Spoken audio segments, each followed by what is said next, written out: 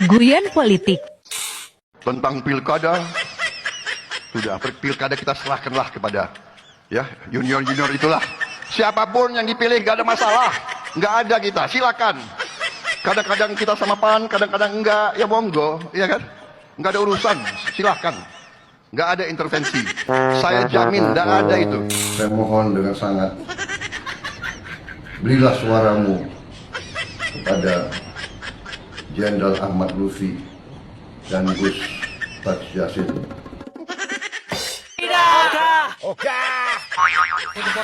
Sorry ya. Sorry ya.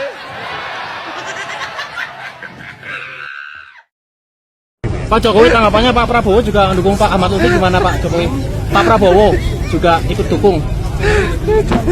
Ya, pasal 29 Undang-Undang Nomor 7 Tahun 2017 jelas disampaikan bahwa Presiden dan Wakil Presiden mempunyai hak untuk berkampanye. Ya kan?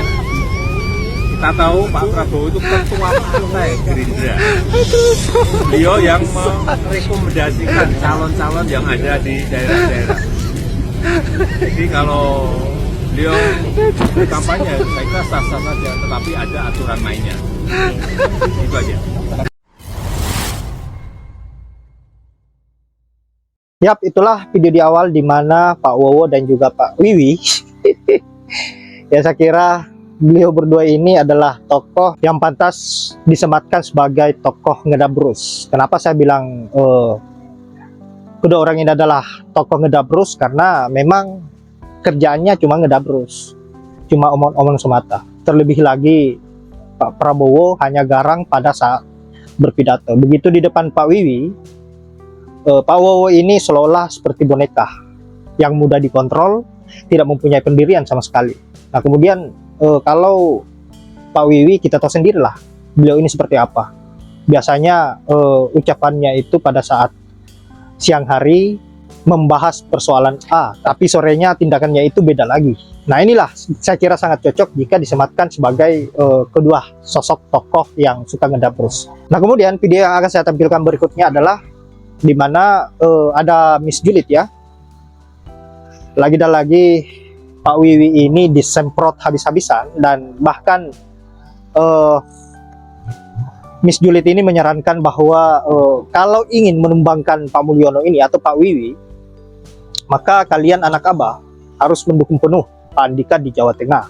Dan saya kira saya sepakat dengan apa yang disuarakan oleh Miss Julid ini, karena jalan satu-satunya untuk mematahkan apa yang menjadi ambisinya Pak Mulyono atau Pak Wiwi untuk memajukan Gibran di 2029, ya harus memenangkan Pak Andika di Jawa Tengah.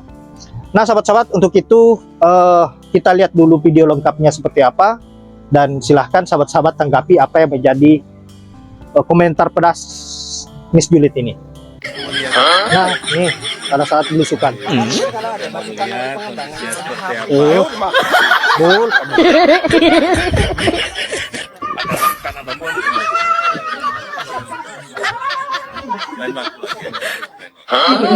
Pedagang apa sih yang kepada Pak Jokowi? Pedagang apa sih tadi? Ya, Om. Ayo.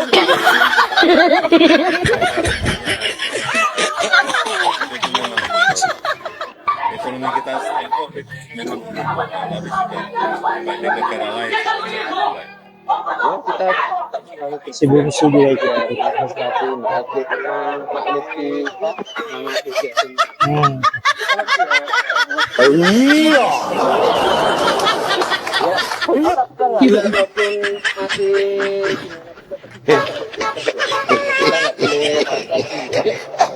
Parah. Kumpul nih buat pendukungnya Anies.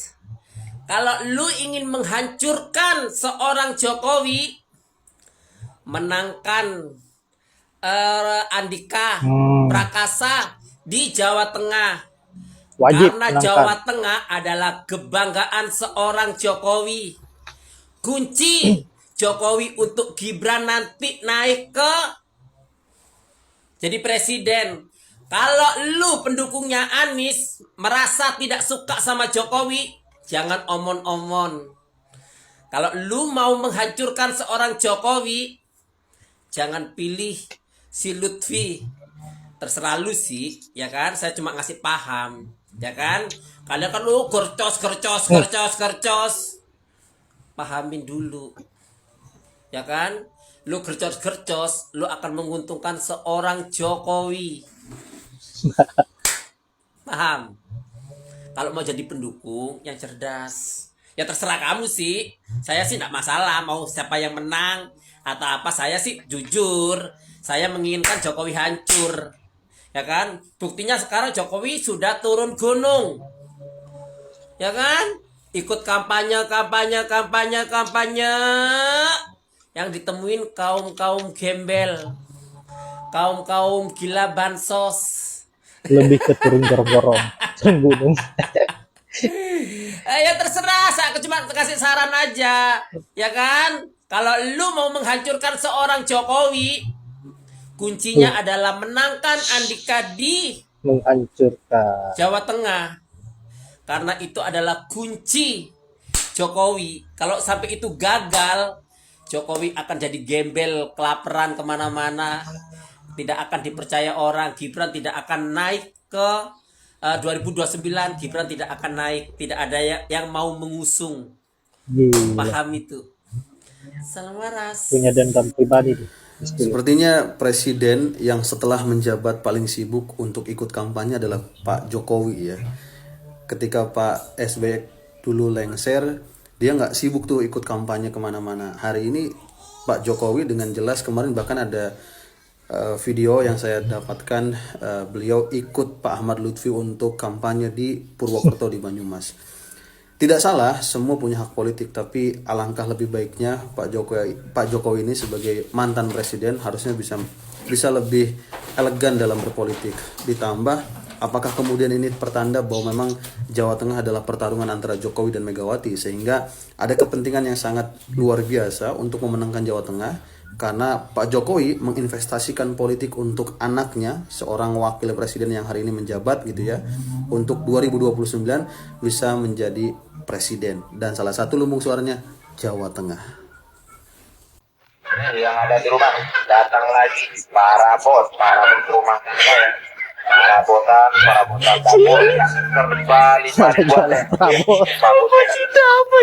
ada dan yang ada di rumah datang lagi para bot rumah tangga ya, botan dapur yang kembali buat